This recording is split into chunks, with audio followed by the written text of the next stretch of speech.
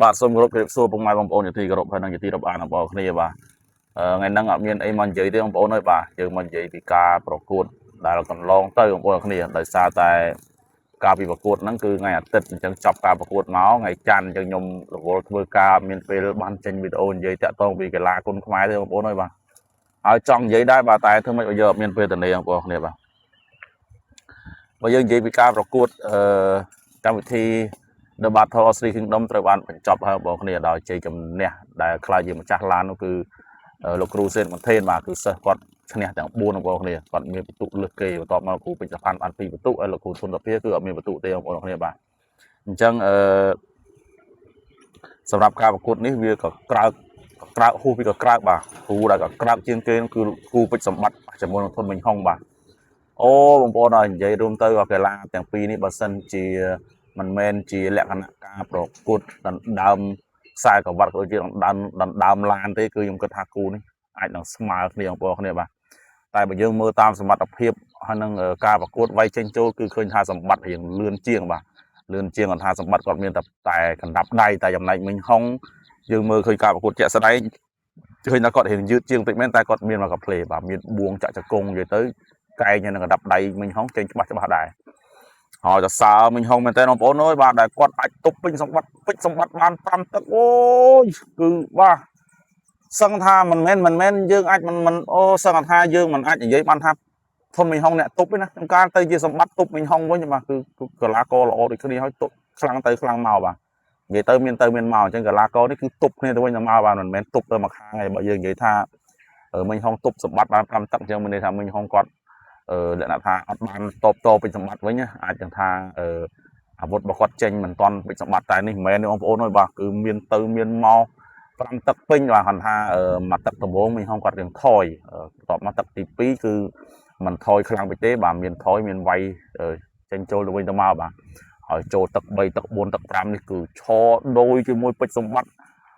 អូវាមិនដែលមានកីឡាករណាដែលហ៊ានឈរដូចមួយពេជ្រសម្បត្តិបងប្អូនទេបាទខ្ញុំឈរនិយាយស្រែកចឹងមកទៅបាទសូម្បីតែកីឡាករដែលធ្លាប់មានប្រវត្តិល្អដៃមកពីខាងណាក៏ដោយបាទកីឡាករបរទេសមកគឺបាទដូចមួយសម្បត្តិតែមកទឹក2ទឹកឯងបន្ទាប់មករត់ហើយបាទដឹងពីតំនួនដៃពីសម្បត្តិតែបើចំពោះមិញហុងបាទគឺគាត់ប្រើយុទ្ធសាស្ត្រធម្មតាគឺទឹក1ទឹក2គឺគាត់អត់ទាន់ដឹងពីតំនួនដៃរបស់ពេជ្រសម្បត្តិអញ្ចឹងគាត់រៀងដកថយមួយដើម្បីស្ទង់សមត្ថភាពរបស់ពេជ្រសម្បត្តិហើយនឹងអាវុធវាយចេញរបស់ពេជ្រសម្បត្តិដល់ពេលដែលគាត់ដឹងហើយគាត់ថាអូអត់អីទេកណ្ដាប់ដៃពេជ្រសម្បត្តិគាត់អាចទប់បានមានអីបងប្អូនអើយចូលទឹក3មកឈរដូចបងប្អូនទៅមើលផ្ទាល់ហ្នឹងគឺហើបគូតពីកៅអីបាទទាំងខ្ញុំទាំងអីហ្នឹងបាទថ្ងៃហ្នឹងអញ្ចឹងលទ្ធផលគឺយើងឃើញថាជ័យជំនះបានទៅលើពេជ្រសម្បត្តិបងប្អូននេះឲ្យឈ្នះនេះក៏ឈ្នះតឹងណាបាទឈ្នះធនមិញហុងនេះបាទឥឡូវយើងឃើញថាការប្រកួតរបស់អ្នកទាំងពីរនេះបានបញ្ចប់ទៅហើយបន្ទាប់មកគឺធនមិញហុងគាត់ក៏បាននិយាយថាគាត់មិនទាន់អស់ចិត្តទេបាទគាត់ចង់ប៉ះក្របីព្រៃពេជ្រសម្បត្តិនេះម្ដងទៀតបាទ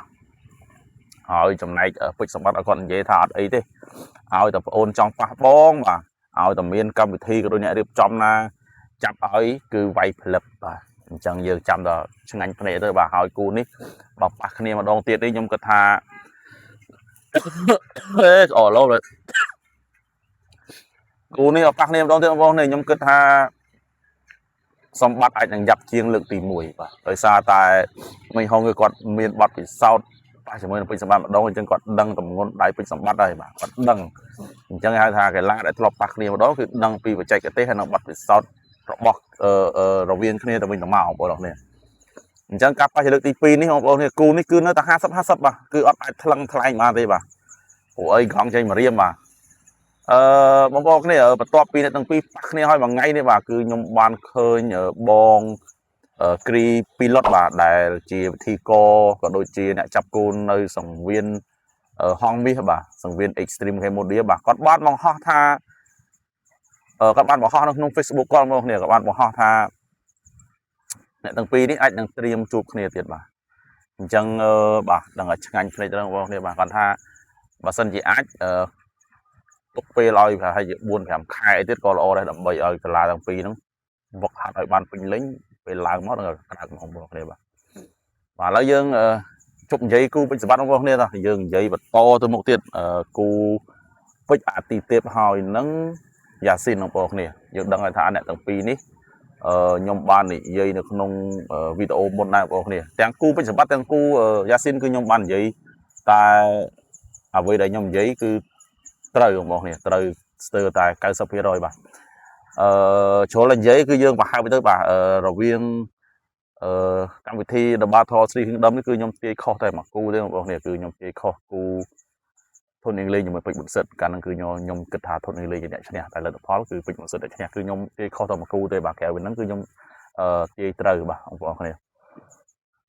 chụp pua cu thôn mình không nhom ba này giấy môn đá bà môn mình thôn mình không năng bị sập bắt nhom kết thả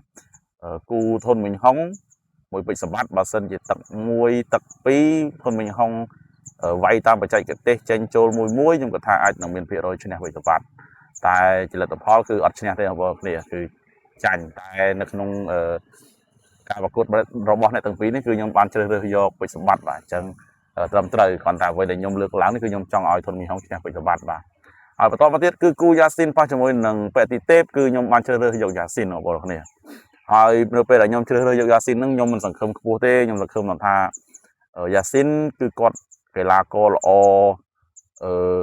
រាងកាយល្អរាងកាយហើយអាវុធចេញចូលលឿនតែបើតាមឲ្យនិយាយថាគាត់ធ្ងន់គាត់មិនសូវធ្ងន់ទេបាទយើងឃើញការប្រកួតរបស់គាត់ប៉ះជាមួយនឹងហ៊ីមកំរៀងគឺហ៊ីមកំរៀងកីឡាករដែលថាកីឡាករក្បាច់ចាំចាប់ក្បាច់អញ្ចឹងយ៉ាស៊ីនគឺគាត់មិនអាចធ្វើឲ្យហ៊ីមកំរៀងបានទេបាទហើយមិនអាចវាយឲ្យហ៊ីមកំរៀងរាប់ឬក៏សន្លប់បានទេអញ្ចឹងគឺគាត់ចាញ់ហ៊ីមកំរៀងរហូតទៅ3ដងបាទហើយបងប្អូនយើងក៏គាត់លើកវិភាគអញ្ចឹងហ៊ីមកំរៀងប៉ះពេលទីទេពគឺបានតែមួយទឹកបាទមួយទឹកសន្លប់អញ្ចឹងចំណែកយ៉ាស៊ីនមកប៉ះពេលទីទេពគឺដឹងតែពិបាកហើយបាទគឺដឹងតែមិនហ៊ានស្រមៃបាទហើយនៅក្នុងបទវិភាគរបស់ខ្ញុំនិយាយមុនវីដេអូហ្នឹងគឺមុនអ្នកទាំងពីរប្រកួតគ្នាបងប្អូនគ្នាគឺខ្ញុំនិយាយថាកីឡាគឺមិនអាចប្រៀបធៀបមួយគ្នាបានទេបាទគូនេះគឺខ្ញុំគិតថាយ៉ាស៊ីន51ពេលទីទេព49ដោយខ្ញុំរំពឹងថាយ៉ាស៊ីនគេល្អជាងរាងកាយល្អជាងខ្ពស់ជាងហើយយ៉ាស៊ីនគេចេះចាប់វាយជង្គង់ហើយអាវុធរបស់គេចេញអត់ឈប់ហើយចំណែកពេលទីទេពគឺល្អទឹក1ទឹក2ទឹក3អញ្ចឹងទៅអាចនឹងទឹក4ទឹក5យ៉ាស៊ីននឹងវាយឲ្យរាប់ឬក៏សន្លប់អញ្ចឹងទៅបងប្អូនគ្នាបើសិនជាពេលទីទេពมันអាចបញ្ចប់យ៉ាស៊ីនបាននៅក្នុងទឹក1ទឹក2បាទតែជាលទ្ធផលដែលខ្ញុំវិភាគគឺវាអត់ដូចគ្នាទេបងប្អូនគ្នាបាទគឺពេលទីទេពគឺគាត់អត់មានកន្លែងណាវាយយ៉ាស៊ីនបានហ្មងបាទនិយាយចេះហ្មងបាទគឺអត់មានមកបាទក្នុងការប្រកួត4ទឹកគឺអត់មានកន្លែងដែលថា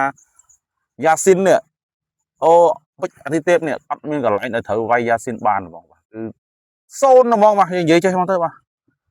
គឺគាត់ចាញ់គឺចាញ់ដោយអស់ចិត្តចាញ់ទាំងរាងកាយចាញ់ទាំងបច្ចេកទេសប្រកួតនិយាយទៅមកកាផ្លេបាទគឺចាញ់មិនចាញ់អត់រួចមួយយ៉ាស៊ីនបាទអញ្ចឹងគឺថាយ៉ាស៊ីនអាប់ដេតខ្លួនបាទគឺគេហៅថាអភិវឌ្ឍខ្លួនបានលឿនមែនតើបាទកាលពីគាត់ប្រកួតគីឡូ54ហើយគាត់ប្រកួតគីឡូ57នេះបានហើយជាប្រហែលបងប្អូន3 4ប្រកួតទេបាទជាមួយសុភាពរមលីបាទអញ្ចឹងក៏យើងមិននឹកស្មានថាយ៉ាស៊ីនអាចល្អដល់កម្រិតហ្នឹងបងប្អូនគ្នាបាទហើយបន្ទាប់ពីហ្នឹងមកទៀតបាទឥឡូវអ្នកទាំងពីរគឺចប់ហើយ fan របស់អាទិទេពហ្នឹងក៏បានលើកឡើងពីហេតុផលថាមកពីយ៉ាស៊ីនហ្នឹងធំពេកបាទកីឡាគីឡូប៉ុនគ្នាបាទគីឡូប៉ុនគ្នាបើគីឡូមិនប៉ុនគ្នាហើយក៏យ៉ាស៊ីនលើស2 3គីឡូគឺលោកគ្រូពេជ្រផាន់តានាមិនឲ្យប្រកួតហ្មងបាទគឺតឹងមកលោកគ្រូពេជ្រផាន់ដោយសារតែឡានក៏គាត់ចង់បានដែរអញ្ចឹងបងប្អូនបាច់និយាយបាទកីឡាករអ្នកចេះធ្វើគីឡូគឺកីឡាករដែលឆ្លាតបាទកីឡាករគាត់ឆ្លាតគាត់ចេះធ្វើគីឡូបាទអញ្ចឹងយើងទៅសើយ៉ាស៊ីនទៅបាទយើងមិនដឹងថាគីឡូពិតគាត់ប្រហែលទេបាទតែបើយើងមើលចាក់ស្ដែងគាត់ធំយើងពីទីទេពមែនបាទតែអ្វីដែលសរសើរគាត់គឺគាត់ល្អបាទអាចដួលកីឡាឈរនៅប្រភេទទម្ងន់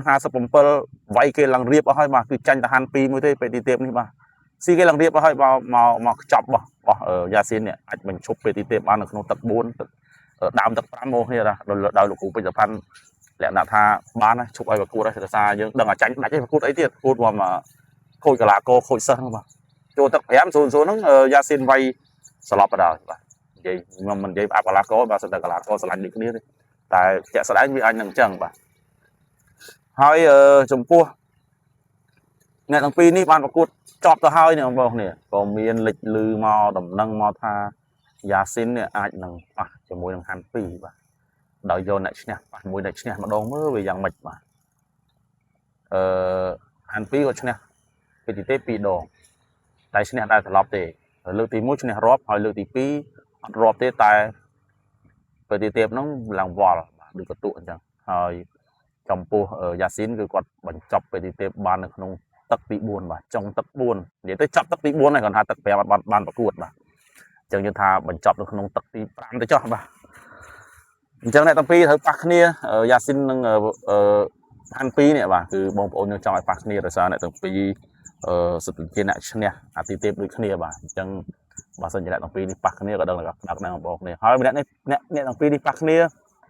សម្រាប់ខ្ញុំគឺខ្ញុំយកយ៉ាស៊ីនបងប្អូនគ្នាខ្ញុំយកយ៉ាស៊ីនដោយសារតែកីឡាឆ្លាញ់ដូចគ្នាទេហាន់ពីក៏ជា idol របស់ខ្ញុំដែរការប៉ះជាមួយនឹងអាទិទេពក៏ខ្ញុំយកហាន់ពីដែរហើយខ្ញុំគឺជាអ្នកគ្រប់គ្រងម្នាក់បងប្អូនគ្នាដែលឆ្លាញ់កីឡាករក្បាច់មិនមែនថាខ្ញុំមិនឆ្លាញ់កីឡាករបុកទេខ្ញុំឆ្លាញ់ដូចគ្នាដូចជាបុកដូចពេជ្រសម្បត្តិអានឹងច្បាស់បុកនឹងបុកបាទអញ្ចឹងគាត់ហ៊ុនគាត់តាន់អញ្ចឹងអ្នកក្បាច់គឺយ៉ាប់របស់គាត់តែបើកីឡាករបុកមួយប្រភេទទៀតគឺគាត់បុកបានតែអ្នកបានតែអ្នកម៉មបងប្អូនគ្នាដល់ពេលប៉ះគេអ្នកចេះគឺទៅអត់រួចបាទដូចជាពេជ្រអាទិទេពដូចជាអេលីតសាន់ដូចជាសាន់កុនខ្មែរអញ្ចឹងបងប្អូនគ្នាគាត់កីឡាបុកមែនតែគាត់បុកប៉ះគេអ្នកចេះគឺសន្លប់ខ្លួនឯងបាទដូចជារតនសុខីនេះបងប្អូនគ្នាឃើញអត់គាត់កីឡាករបុកដែរតែដល់ពេលប៉ះគេអ្នកចេះគឺគាត់ធ្វើអត់ចេញបាទអញ្ចឹងមិនមែនថាខ្ញុំមិនចូលចិត្តកីឡាបុកទេបាទបុកឲ្យចំបុកដូចត្រៃយើងធន់តាន់ស្វិតហើយយើងកីឡាករស៊ូល្អបាទដើរបុកតតអ្នកបច្ចេកទេសហ្នឹងបាទដែលថារកក្បាច់វាយយើងនឹងឃើញបាទតែបើនៅស្ទើរកម្លាំងស្ទើរអីទេបាទកុំបុកបាទយើងរៀនរកបច្ចេកទេសវាយទៅបាទដើម្បីអីដើម្បីយើងអភិវឌ្ឍខ្លួនទៅយើងប្រើបច្ចេកទេសក្នុងការប្រកួតទៅវាល្អមើលជាងបាទយើងមើលតការប្រកួតរវាងសុកធីនិងពេជ្រសម្បត្តិទៅដឹងបងប្អូនគ្នាបាទក្រៅពីសុកធីបាទកីឡាករប្រភេទចេះគឺ5ទឹកនេះគឺយ៉ាប់ហើយកីឡាករដែលស្ទើរស៊ូហើយនឹងអត់មានបច្ចេកទេសនឹងអត់ដេកឯបាទតែសុកធីគឺគាត់ប្រើបច្ចេកទេសបងប្អូនគ្នាអញ្ចឹងគាត់អាចយកឈ្នះពេជ្រសម្បត្តិបានបងប្អូនគ្នាបាទហើយវីដេអូយើងក៏មានប៉ុណ្ណឹងដែរបងប្អូនហើយបាទនិយាយរៀងវែងដែរបងប្អូនគ្នាបាទយើងចាំមើលការប្រកួតបន្តបាទរវាងហាន់ពីប៉ះជាមួយនឹងយ៉ាស៊ីនបាទហើយក៏មានបងប្អូនយើងលើកហេតុផលមកទៀតថាចេះបើសិនជាដាក់អ្នកទាំងពីរហើយដាក់ហ៊ីមកំរៀងមួយទៀតមកបាទហ៊ីមកំរៀងមួយទៀតមកហើយពីណាទេម្នាក់ទៀតបងប្អូនគ្នាប្រភេទគីឡូ57ហ្នឹងដែរបាទលេង format ហ្នឹងទៅឲ្យដឹងសមត្ថភាពរៀងខ្លួនបាទដូចជា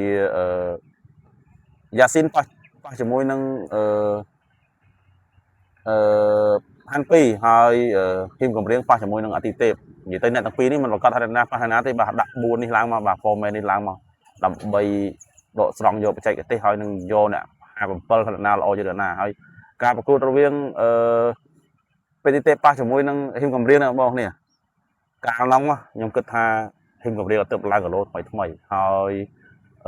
បងប្អូនយកទៅប្រៀបធៀបគ្នាហ្នឹងបាទមុនពីការប្រកួតមួយហាន់ពីហ្នឹងគាត់និយាយថា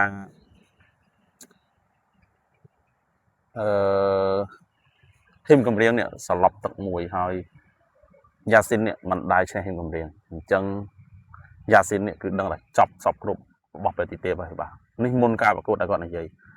តែបើតាមចិត្តខ្ញុំបងនេះខ្ញុំចង់ឲ្យអ្នករៀបចំដាក់ហ៊ីមកំរៀងអស់ជាមួយនឹងពេលទីទេពដល់ទៀតឲ្យដឹងបងនេះឲ្យដឹងខ្ញុំគាត់ថាការដែលចូលមកដៃរបស់អាទិទេពហ្នឹងខ្ញុំថាឲ្យយើងថាពេលទីទេពគាត់អត់មានបច្ចេកទេសឬក៏ប្លង់របស់គាត់ត្រូវវាយដៃហ្នឹងគាត់ថាបានតែបើយើងនិយាយមែនតើថាផ្លាត់គាត់ថាបានដែរបាទចំពោះហ៊ីមកំរៀងគាត់បិទអត់បានបិទចិត្តទៅចំកន្លែងតែស្អិតទៅលំមួលទៅមកតែបើសិនជាប៉ះម្ដងទៀតបងប្អូននេះគឺខ្ញុំនៅជឿជាក់លើហ៊ីមកំរៀងបាទកីឡាករល្អកាត់ល្អក្បាច់ហើយចាប់ដៃគូបានលឿនបងប្អូននេះបាទហើយបើសិនជាអ្នកទាំងអស់គ្នាបើអ្នកទាំងពីរប៉ះគ្នាម្ដងទៀតបាទគឺខ្ញុំនៅតែយកហ៊ីមកំរៀងដែរទោះបីជាហ៊ីមកំរៀងធ្លាប់សន្លប់បងប្អូននេះបាទហើយវីដេអូយើងក៏មកដល់ទីបញ្ចប់ដែរបងប្អូនហើយបាទវែងដែរបងប្អូននេះបាទបងប្អូនយើងអ្នកមកថ្មីកុំភ្លេចជួយ Subscribe ឆានែល YouTube របស់ខ្ញុំបាទដើម្បីផងបាទដើម្បីទទួលបានវីដេអូថ្មីៗបន្តទៀតបាទហើយវីដេអូយើងក៏មកដល់ទីបញ្ចប់ដែរបងប្អូននេះបាទសូមអរគុណសូមជម្រាបលា